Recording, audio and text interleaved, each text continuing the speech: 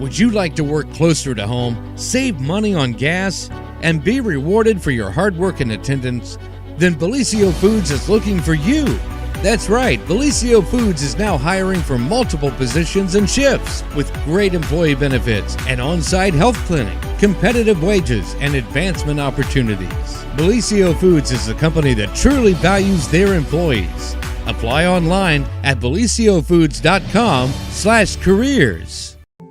At Vinton County National Bank, we believe in supporting the areas where we live and work.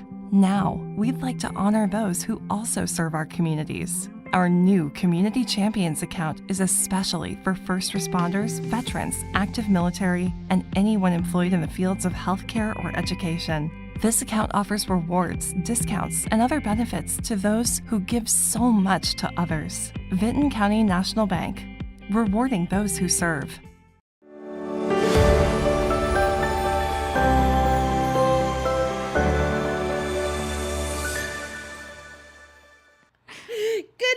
Everyone, and welcome to the morning show right here on Main Street TV, where it is a glorious Monday.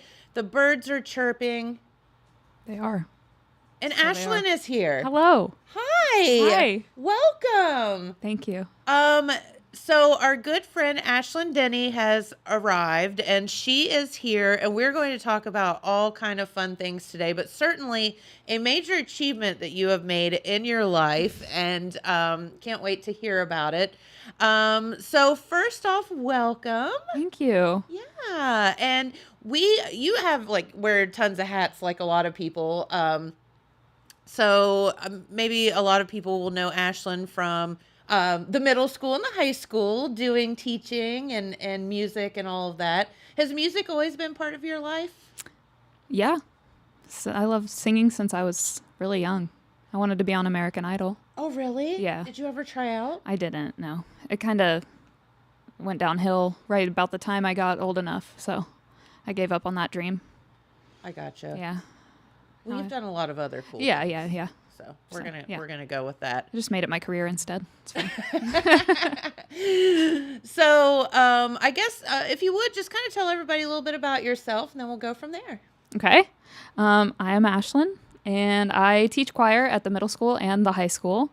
I've actually been on this show before. Did you know? Do you remember? Oh my gosh. It was about 23 years ago. I was going to say, was it a few years ago? Were you a queen? Yes, I was Little Miss Apple Festival queen when I was a mere 6 years old. So okay, why do we not have a picture of that? I know. I need a picture of to that. show. I don't have anything from that. I don't know.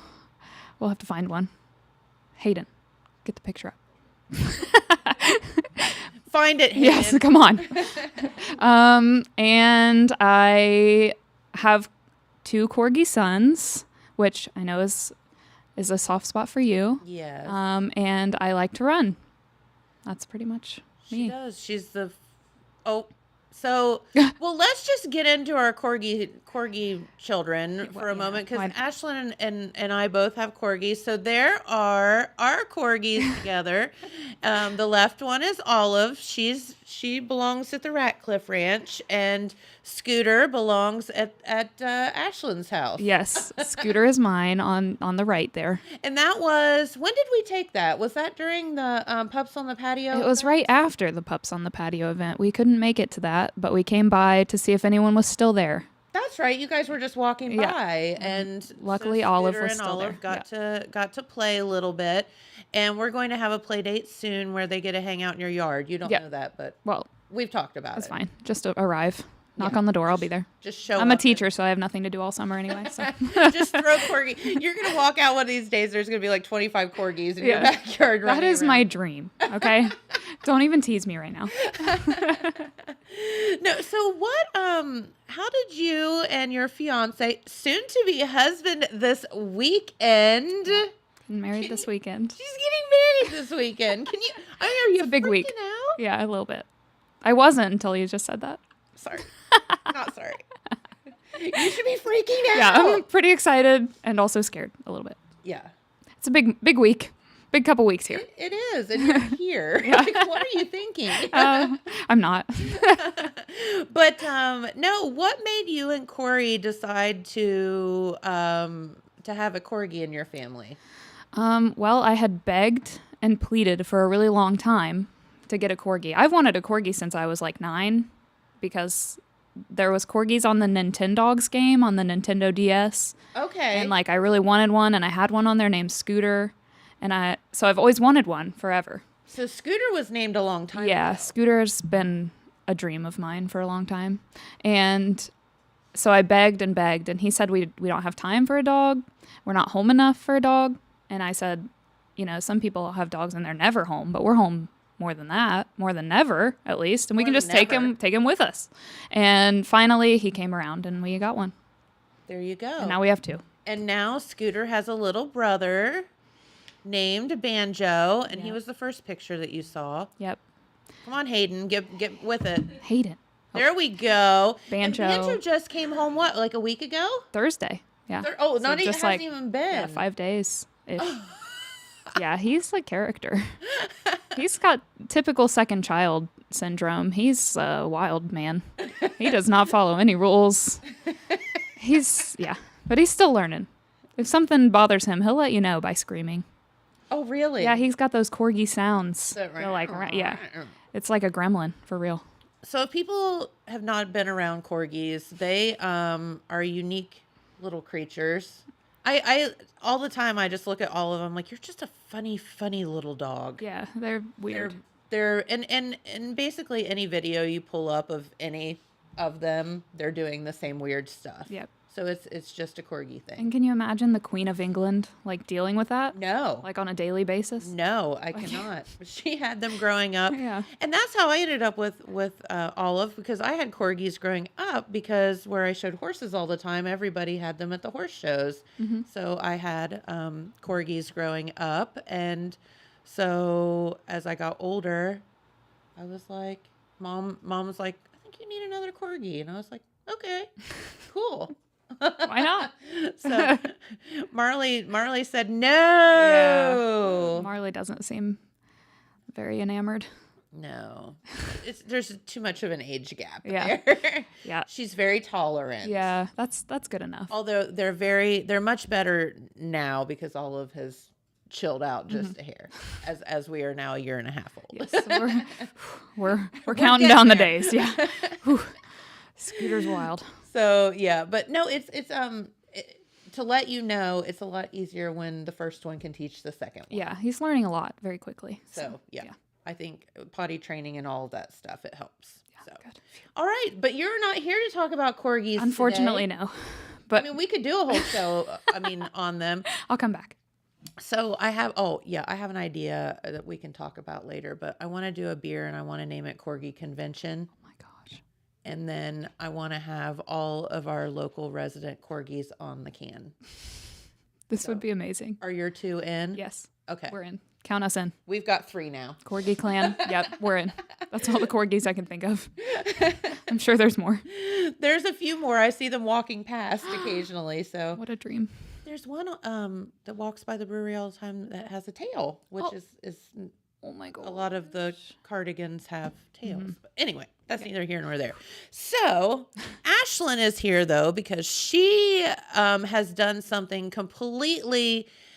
You're the nuttiest girl I know. I'm just going to be honest with you. Like, I am so freaking proud of you, but I think you're completely certifiably insane as well. I think you're probably right. And this girl just completed a race that she ran with her own 2 feet that was 100 miles. Are you nuts? A little. Yep, I'll admit. Okay. It's a nutty. I have a hard time wrapping my mind around it, and I did it. So. And you did it. Yeah. Okay, so let's back up a minute, because your journey has been quite I don't want to say unique, because I think a lot of people start running for health or whatever, but you were saying, I heard you say on the radio that when you started running, you were 100 pounds heavier. Mm-hmm.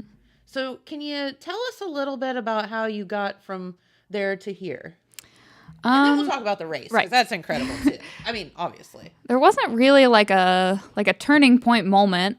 I'd always wanted to run, and I'd always done like 5Ks around town and stuff.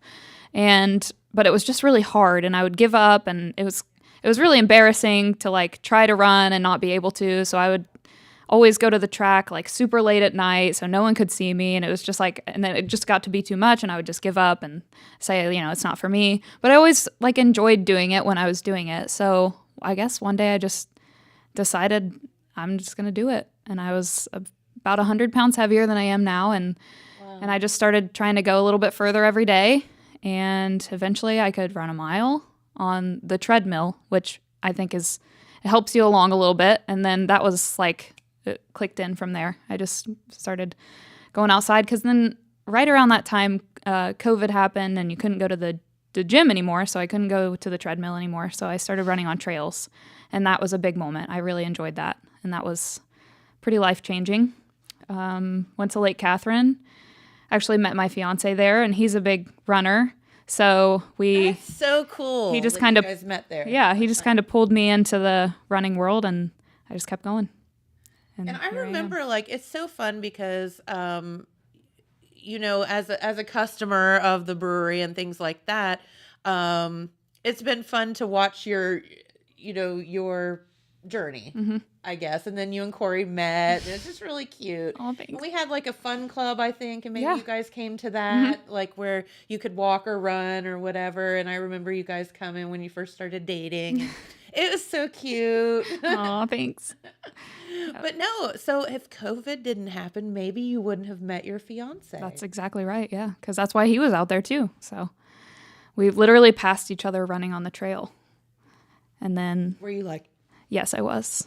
I was like, that must be a celebrity runner because he is running without a shirt on, which I'd never seen, and he was running up a hill, which I had never even heard of. I didn't even know you could do that. I have to walk up hills still to this day. I didn't even know. So I just like, what is he doing? Yeah, that was wild to me. So I thought he was probably a professional runner.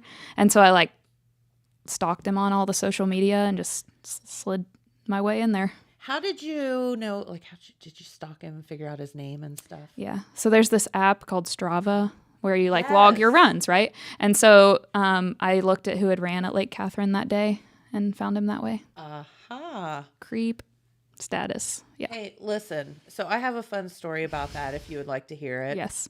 So, because we have time.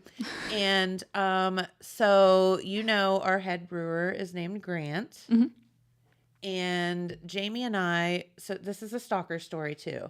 So Jamie and I, there is a, basically like an app kind of like Strava, but it's for beer people to track the beers that you've drank and Untapped. where Untapped. Yeah. Yes. Oh, and And so Jamie and I are sitting one day at Athens at Brew Week in Athens and happened to be sitting beside Grant at a bar where we had gone to try this specific beer, and he was there to try this specific beer as well. And we overheard him talking to the bartender and then some other brewers that were there. And we were thinking about opening this brewery, and Jamie's like, that guy knows what he's talking about. And so he's like, Jamie has rabbit ear, like he, yeah.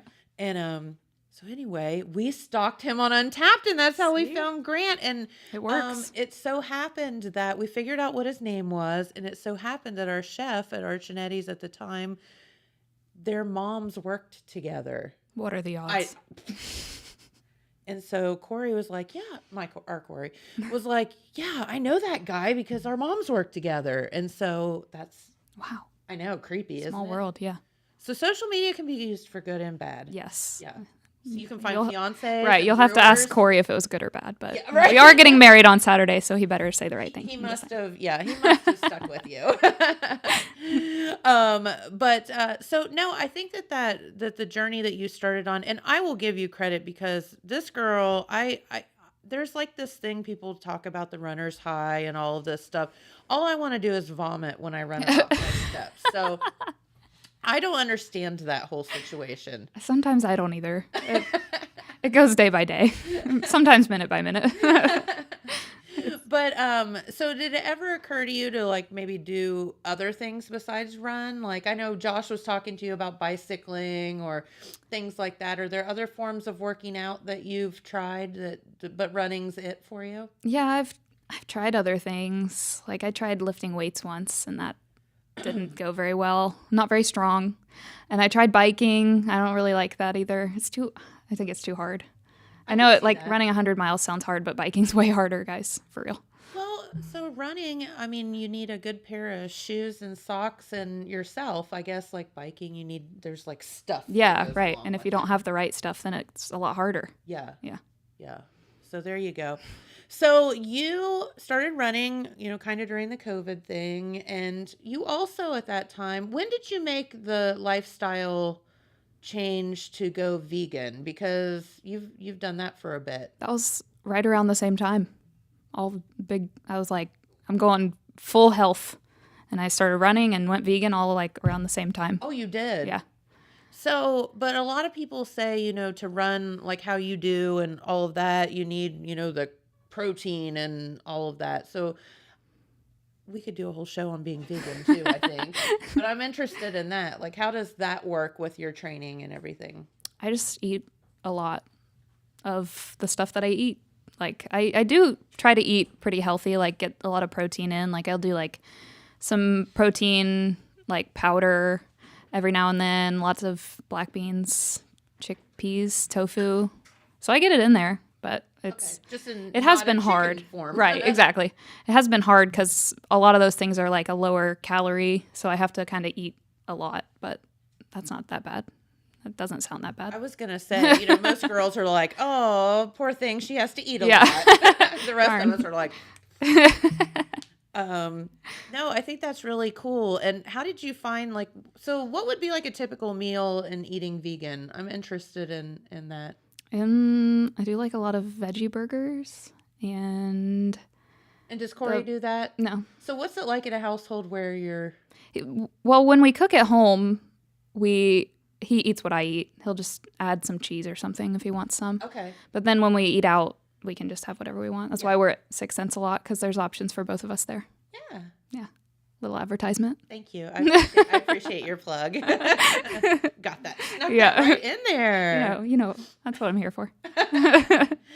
But no, I think that's amazing. And so do you contribute that to kind of like feeling better and whatnot? I do. Yeah. I have a lot more energy ever since I made that switch. We're all a bunch of gluttonous pigs. Let's just be honest. We Americans in general are just gross. Yeah. I definitely, since I've switched, I have a lot more energy and I feel a lot better on my runs and everything. So cool. Yeah. That's interesting that you did that. Oh, I mean, you just went whole hog. Yeah. Like you just. Yep. Really. I wasn't even like vegetarian first or anything. Like I just went straight vegan, straight running.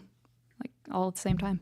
That has to be, as you said, though, challenging for like if you're out somewhere, because a lot of places don't have those options. Yeah, it's more and more places will have options. It's getting there, but we just kind of seek them out. So cool. And then there's some restaurants that specialize in it that are just really cool. I get overwhelmed at those though. I'm used to having 1 to 2 options. When I have more than 2, I'm like, ooh, I don't know. I can't eat here. I know. It's too hard. I get it. So let's talk, if you would, about, so you just started running, like Forrest Gump. I was running. I'm sure that they said that on the radio too. And I'm sure you hear that a lot. I do. And so you started running, and what was like did you set goals for yourself? Yeah. So this running 100 miles was like the goal. Like I knew as soon as I started running, like I learned that people did that, and I was like, well, I have to do that, because I'm like an all or nothing kind of person. Like I have to do that, and that's it. So that was like the goal for many, many years down the road. And so I've kind of just like strategically placed things along the way. I hired a running coach who tells me what to run. He's a really great ultra runner, has won tons of races here and out west, and so he was actually running with Corey at Lake Catherine that day that we met. So yeah, so now they're all in my life. Yeah, I know, right? Oh my gosh. So Michael Owen, he's helped me a lot, and he just gives me a running plan and says, if this is your goal, then this is what you have to do, and I just do it. And you do it. Yeah. Yeah, I'm like at the brewery watering flowers the other morning. It's like 7 a.m. or something. She just comes trotting by. Hi. hey. I'm like, hey, you go, girl. You just keep running for all of us. And I actually have so I was like, she's going to think I'm crazy because I just ran 100 miles like 2 days ago and I'm running past this brewery right now. But I have a running streak. So I've ran at least 1 mile every day for like almost 170 days now. So the day after the race, I still ran 1 mile. So just to keep your streak going. Yep. Like I said, all or nothing. And you are not a halfway kind of person. She's like the most talented and craziest person I know. Like, that is crazy. So, okay. So you start running and you immediately decide you're going to run 100 miles? Yeah. I hoped to. I hoped I would someday. Okay. And so that's been how many years ago? 5. Okay. So it took you about 5 years mm-hmm. to get up was it the endurance or the confidence or what to finally enter that race? Both. I don't know if I ever got the confidence though. I still don't have it. Like, I don't know if I could do it again, you know? Like, it's something like you don't know if it's just so hard. It's been such a long time that you're not sure if you ever can. And I think that's kind of the allure of it, was like, I just have to find out if I can do it. So building the endurance kind of helped build the confidence along the way. And I started kind of entering longer races to try to get there. So what had been the longest race that you had run up and like kind of competed in up until then? I had done Ohio's Backyard Ultra, which is like it's an endurance style race that's kind of like last person standing. And you run like 4 miles. Sounds horrible. Yeah. Everybody starts like at a certain time, and you have 1 full hour to run 4 miles. And then after you run your 4 miles, you can just kind of relax for however long is left in the hour. And then the next hour you start again. And then you can drop out whenever you want, and you just keep going until there's one person left. And this happens in Lucasville. Okay. So I did that, and I did 62 miles there. And then, but that was over a year ago. Okay. And then in November, I did a 50-mile race. And then that's the longest I'd ever gone. She's crazy. Yeah, a little bit. So, but I would have to think, I mean, after a while, and how many marathons have you done? 1, 2. Oh, okay. I've never done a road marathon. I don't like running on the road. Okay. Only on the trails. Just like yeah. It seems like that would be more interesting. Yeah, it's definitely keeps your mind going. So is it, I mean, if you get to the point as a runner, because God knows I'm not, the good Lord did not give me good knees, but so if you're running and you're running a mile versus 5 miles, like, is there a difference? Like, when is it like, oh God, this is getting hard? Or is all of it depends hard? on the day. Yeah, it's all kind of hard. Like, it's never really easy. Like, you just kind of get used to it, I guess.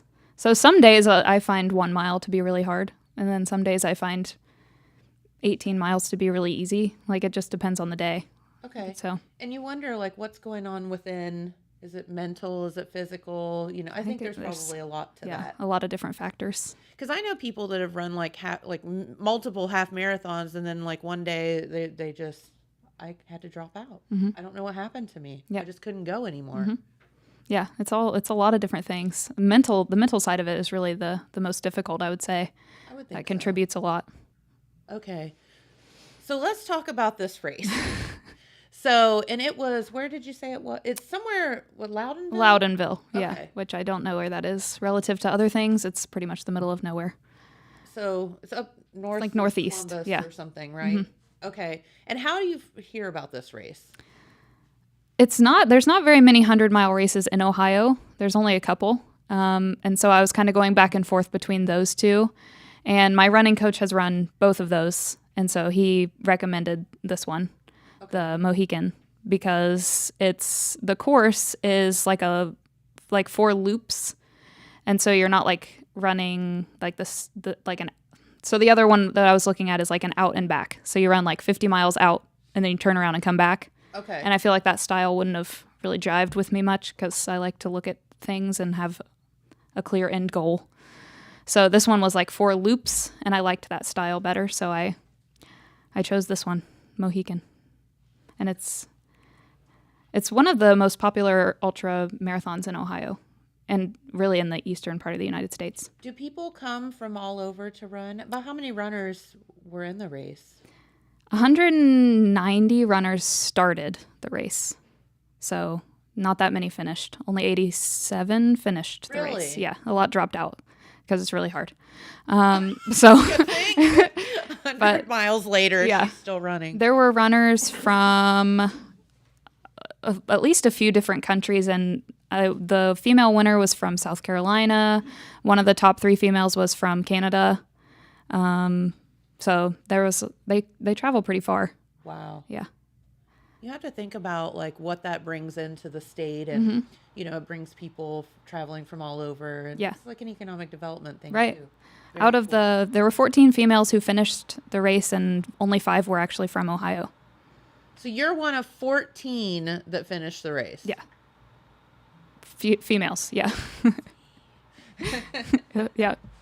That is so cool. So I'm thinking to myself, what is a typical mile for you? Like if you're running a mile, how long does it typically take you? It depends on what my goal is for the day, but somewhere between like 9 and 10 minutes usually. Okay. So I'm not very fast. You start doing the math and you think about how long it takes to run 100 miles. Yeah. It was much slower paced than that though, because it's 100 miles. Yeah, right. Exactly. So how do you, I mean, I know obviously you train, but how do you mentally go into that? Like, okay, I have to set a pace for this, or how does that work? Like, what's your strategy to run a 100-mile race? My strategy was just to keep moving. I didn't really have, the big goal when you run 100 miles is like, you want to do it under 24 hours. That's like everyone's big goal. And I wasn't sure if that was going to be possible, so I just wanted to finish it. Okay. And if that was possible and I was feeling good that day, then that would have been great. But I just knew I needed to keep moving. So that was my goal. Just keep moving. Okay. And you finished in what, 25? 29 hours and 50 minutes. Yeah. So you're on your feet for over a day running. Yeah. And I love this. I just think you are just so special. That is so cool. Thank you. That is just so cool. I walked a lot, so I can't say that I ran a whole 100 miles, but I did travel 100 miles on my feet. So I did walk a lot. I was having some stomach issues, which seems to be a big reason a lot of people dropped out, because it's weird to have to eat food and move at the same time. Yeah, how does that work? I mean, you obviously have to drink and eat and go potty. Do they go get potty breaks? Yeah. So there's aid stations along the way where they have like tables set up with food, and they'll have like a bathroom, like a porta potty that you can go in.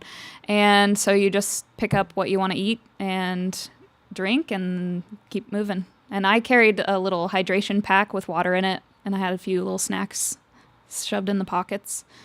But I tried to eat every. Oh, there you are. Oh, hey, so there's tell my us backpack. about that. Like, about my backpack.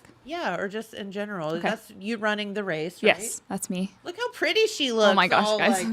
Like... when you see a camera, you have to really get it together real fast. So that was me trying to get it together. Yeah. So inside the little backpack, I had like water with electrolytes. And in the little zippy pocket, I had Fig Newtons because that's my go-to.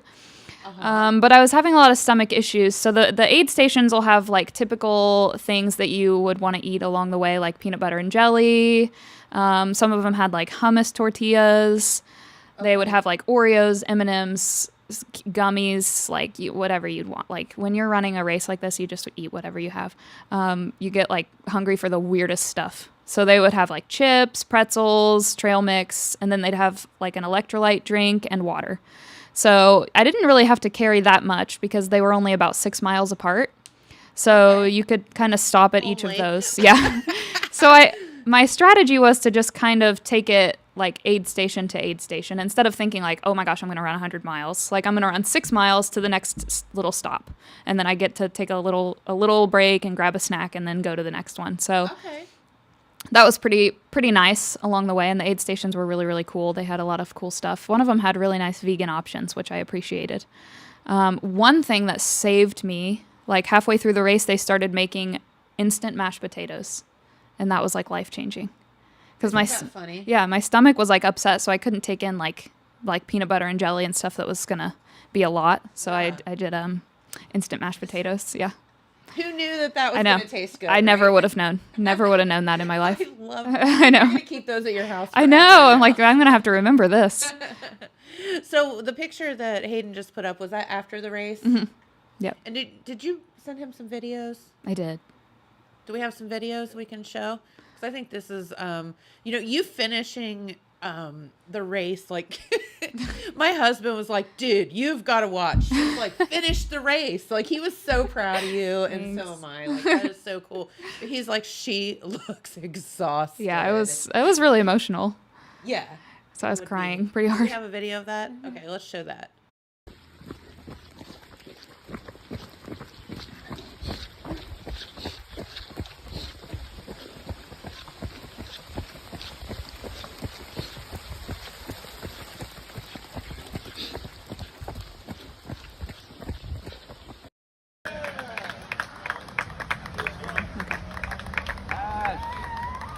That's the finish line. Ugh.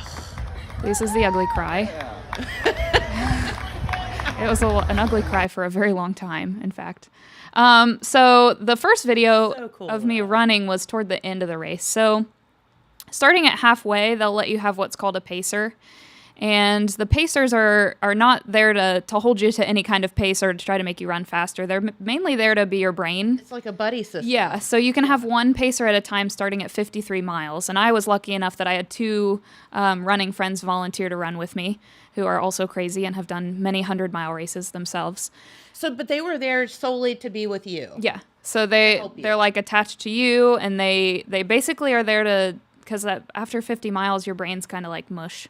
So they're to make sure that you don't like trip over something, and that you remember to eat, and that you don't make a wrong turn. And like, I mean, is there a way that you can go the wrong direction? There's markings that tell you where to go, but sometimes when your brain's not working, you don't follow them quite so good. I see that, yeah. So that first video of me running was my pacer, Shane. He took that video because I had been walking at that point for about 40 miles straight. Like, I hadn't ran a single step. My feet were just destroyed. My stomach was really upset, and I had just given up, basically. I was like, I'm going to finish it, but who knows if I'll make it in time. Like, I was in a bad place. And then he mentioned that if I started running, that was about 6 miles to the finish line. If I started running, then I might be able to finish it under 30 hours, which was like 30 hours is kind of like a good goal for your first 100 miler. Just finishing it's fine. But the cutoff, you had to finish it in 32 hours or less. Okay, I was going to say, like, they just shut it down after that. So if you don't make it to the aid stations by certain times, they'll just cut you off there. But 30 hours I was like, I'm okay with 30 hours. So, he was like, but you got to start running. And every step was like agony. So you can see in that video, my legs are like super swollen and I'm just like trying to trot along. But he sent that to my mom and he was like, she's running. And they were all like so excited at home cheering me on. And then the finish line, that was really motivating because I just wanted to be done. But I never thought I would finish that thing. So it was really emotional to cross that finish line. Would be. And it was an ugly cry. So that's pretty embarrassing. But I mean, it was emotional for us to watch you cross that finish line. So I can't even imagine what that would like feel like, to succeed in that. So your pacers, you probably wouldn't have finished the race without. No, I certainly would without that help. Yeah, no. Without that like motivation and somebody to be in their right frame of mind to like push you along. And they've done it multiple times, each of them. The first pacer I had starting at 50 miles to about 75, Mike Cooper, he's won tons of races in this area. He's a really, really great runner. He's done lots of 100-milers, and he's paced a lot of people in their own 100-milers, so I knew that he was a good a good one to have for that section. And he actually kind of saved my race because I tried to eat every 30 minutes, eat something every 30 minutes while I was moving. And my stomach was just super upset. I couldn't take in food for a while. And he was like, why don't we try waiting 45 minutes instead? And that just saved it. That literally just like made such a difference. Yeah. Tweak. So he basically saved that section, and I felt bad for making him walk for so long because he was like, this section's kind of flat. Would you like to try running? And I was like, no. Don't think I would. And then at 75 miles, I got my friend Shane Cox, and he is just like the life of the party. He is so positive and so kind, and that's who I knew I needed at that section of the race. And I was barely talking, and I called my mom crying at one point, and he was just like, this is okay. This is what it is. Eat something and keep moving. So that was really nice to have at that point. Wow. So I'm thinking about driving in, you think of the weirdest things. I'm like, okay, what am I going to ask her? Like logistic wise. And I'm thinking, are you listening to music the whole time, or are you just running with your thoughts and just me and my brain? I never listen to music when I run. Oh, you don't? No. Okay. I just shut my brain off usually. Okay. I do music all day at work. So by the time I leave work, I'm like, no more. So I just kind of shut my brain off for a while. Like music and all, but I don't want any more of it. It can be overwhelming. I guess I never thought about that. You're a music teacher, so why would you want to listen to music all the time? So if you were working out and listening to music, what would it be? That's a good question. What kind of music do you like? I like country music. When I'm running, I like to listen to like throwback pop though, like Backstreet Boys. Yeah, some like High School Musical stuff from when I was a kid. Really gets me going. Yeah. You know, but I really rarely do. Okay, because I was just thinking about, people and you're moving for say 29 hours, and how does battery life? How does that work? My running watch died.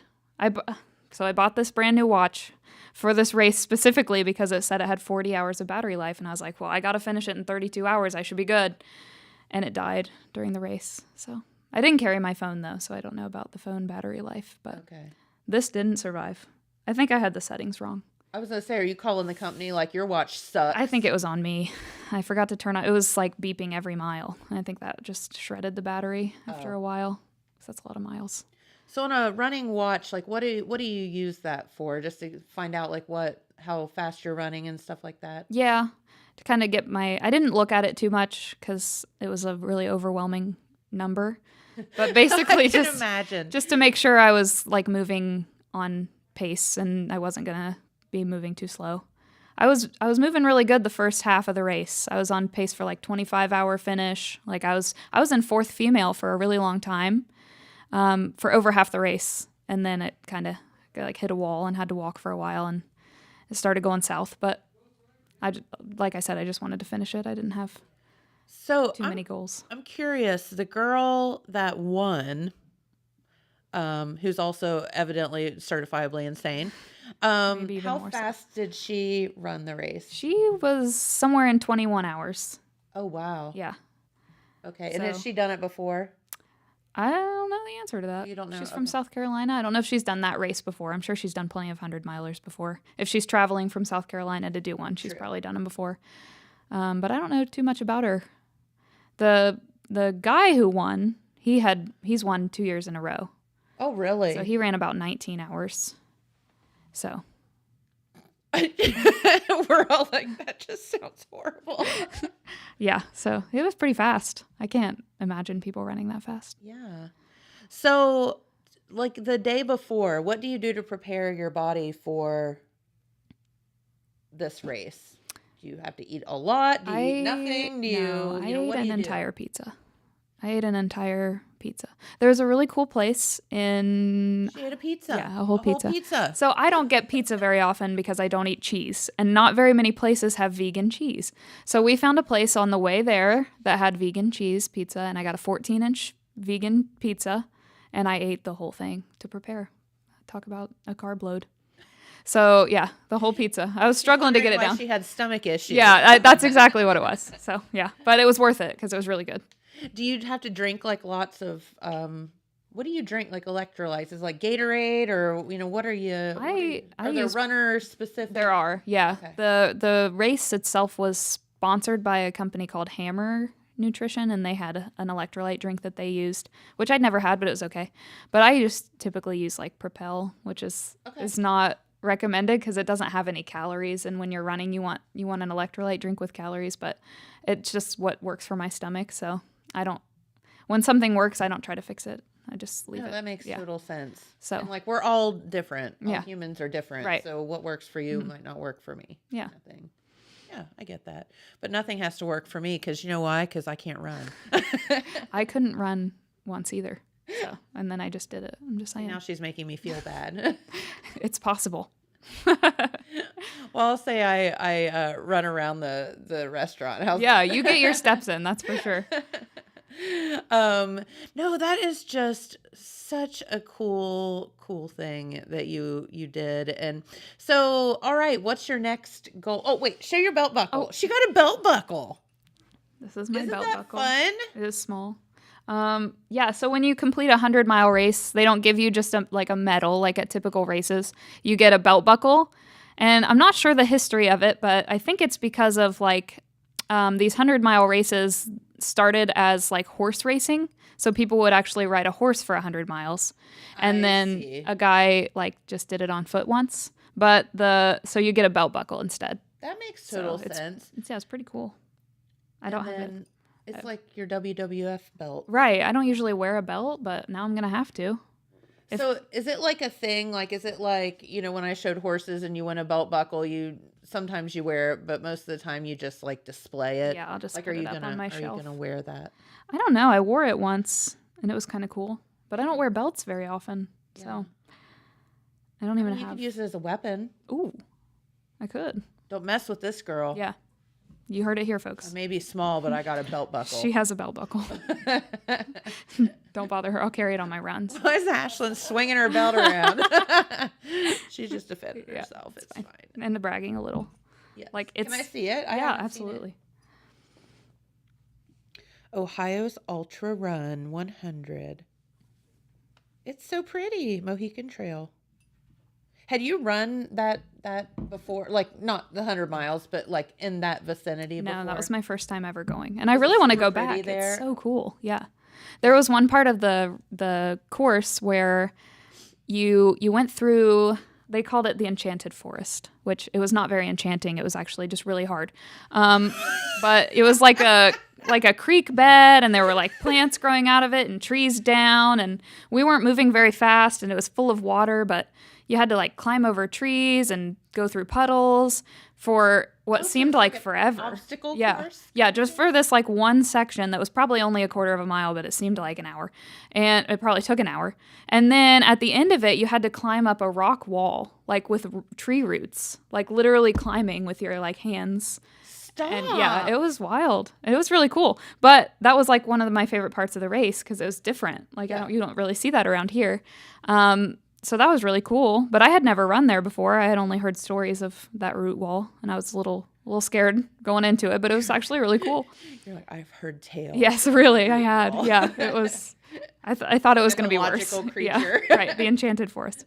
But it's actually really cool at Mohican State Park. They have kayaking, canoeing. They had go-kart racing, mini golf. I was we have to come back here. This is really cool. Like a little resort. Yeah, it was really neat. They had there's Amish bakeries and it was really cool.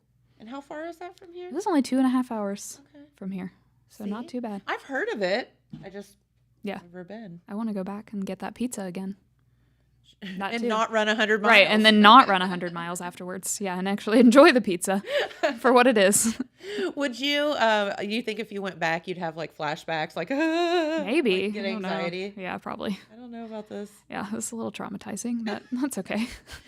So what is your next goal as far as, running? Because this girl literally runs a 100-mile race and then comes home. And to keep her streak alive, she runs a mile the next day and so on and so forth. So, Because you know, that's something important to you to not miss a day. Mm-hmm.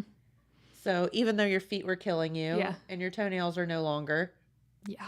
Lucky I didn't send that picture in. Yeah, we don't. She showed us the picture. Yeah, We're not going to show I'll save the you from picture. that. It's pretty tragic. That's a running thing, though. Like toenails fall off, right? Yeah, I've lost a lot of toenails. Never like that bad. Never that bad. That's Yeah. pretty bad. I just hope it looks like a toe soon because, oof. Because you have a wedding. this Right, weekend right, to yeah. attend. My parents are like, ooh, are you gonna wear open-toed shoes? I was like, That's my first badge of question. honor. Tell me Yeah. your shoes aren't open toed. She's like, they are. they sure are. Yep, we're just going with it. But It's a good, fun war story to tell. yeah, right. I'll just No, they like won't wear the belt buckle. like exploded off your feet, right? Yeah. So I got blisters underneath my pinky toenails, and so the toenails just like weren't attached anymore. And they had a special tent at one of the aid stations for like feet issues. And so I hobbled my way over, and there was a lady sitting there, and it's like 4 a.m, and I felt bad for her. But I was like, hey, can you pop these blisters under my toes and wrap them up? And she's like, ooh, you don't want me to pop that. Because if I pop that, then the toenail will just like fall down and start digging into your foot. Yeah. Okay. So she didn't pop it. I was like, don't do that then. And then about 20 minutes later, while I was running, it popped itself. So that's why I had to walk for so long, because my toenail was like digging into my foot with every step. So That's awesome. yep, cute and fun. Yeah. Run 100 miles, guys. Yeah. fun. Everybody wants to do that. But no, what is your how do you know like what shoes to wear? And I mean, did you switch your shoe? You said you changed your shoes, or did you? I changed my shoes one time, halfway through, just to try to get, I guess, different blisters instead of the same ones over and over. I mean, it totally makes sense. Yeah, just start rubbing in different places a bunch of times. But I changed my socks after every loop. So the loops were about 25 miles average. So I would come in and change my shoes and or change my socks, and then halfway through I changed my shoes. But they were just trail running shoes, the ones I'd been practicing with, that they work better than anything else at preventing blisters that I found. But still, it's just my feet. Yeah. It's just how my feet are, I guess. So some people are more prone to that. I've heard people running 100 miles and never getting a blister. So that's lucky them. Yeah, good for them. Yeah. Built different. Oh my gosh. Hey. Our social media person's in here. So, okay. So next goal. I don't know. Is it, well, getting married, number Right, one. that's a big I one. mean, it doesn't Yeah. even have to be about running. Like what are you thinking? Because this girl is obviously stubborn and hard-headed and very goal oriented. Yeah. You'd have to be to do what you did. Right. I have obviously my wedding is this weekend, so I'm Congrats. thank you. I'm taking a little time to just kind of enjoy running and not follow like a training plan for a while, and Just run for recover. fun, Yeah, recover literally. and enjoy the weather, and then I have a 50-mile race lined up later in the year, and then I want to run another 100-miler next year. And You see what I didn't can learn do. from this one? No, I that 24-hour goal still hovers up there. I want to try to Okay. beat my time a little bit. So see if I can troubleshoot all the issues I had and do a little better. What do you think, in hindsight's 2020, right? What is there anything you would have done differently or that you learned from this race that you would apply toward, a next one? One of the biggest things is like being able to run the last 6 miles after having walked for 40 miles. It was like, what if I would have had that like mental switch earlier? Like if I would have started running with 20 miles left instead of 6, because obviously I could do it. And I had told myself all that time I couldn't. So if I would have just convinced myself a little earlier that I could have. So I'd like to sort of play around with that and get my brain in a better place, because I was in a really bad mental place for a while. I called my mom crying, and she was like really alarmed. She said, "Did you finish?" And I was like, "No, I still have 10 miles left." She's like, "Are you walking?" I was like, "I've been walking for 40 miles. And she just felt really bad. But I just needed that like little like someone to talk to who cared about me and wasn't there. So a little boost of confidence. She's like, "You could do it. You can do it." Actually, she told me it was okay if I didn't finish, which is the wrong thing to say. But it was kind of motivating. I was like, no, it's not. I have to finish this thing. Well, yeah, it just depends on how it hits you. Yeah. If she'd have like yelled at you, it would have like, my mom's yelling at me. Yeah. But she was pretty motivating. She told me she was shocked because I never said I wasn't going to finish it or that I couldn't finish it. I just said it was hard. So she knew I was going to finish it then.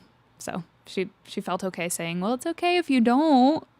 But I wasn't going to let that happen. I was going to finish it anyway. I would have to think that if you made it 90 miles and you I had know. 10 to go, Yeah. like there's no way you would. Yep. You would. And then I just wanted to be done faster, so I just kind of picked it up. But I could have been done a lot faster if I would have done that 40 miles ago. So that would be my biggest tip to myself. When you think you can't, you probably can still. So I need to play with that a little bit. Okay. Try to solve that problem. Well, I couldn't run a mile, so You not could. gonna happen. Well, we all can. It's See? just yeah. There it is. You can. Yeah. Will I should you? hang out with you more often? Need some motivation. Yeah. No, that's very, very cool. And okay, so you're going to get married this weekend. You know, just that little old thing. Get married this weekend. And so what it would be fun to have Corey here for a minute just to talk about his feelings and emotions. I assume he was there at the race with you. He was my crew person, so he was following me to every crew stop, and he had my little bag of stuff and helped me change my shoes, and it was an endurance event for him too. He was awake all that time, following me around in the car. So And that's what I got was to going see to it all. ask. Like, what are his emotions, and like, what's he going through while you're running or moving 100 miles? yeah, I don't know. We need to ask him. I know. Have Corey on.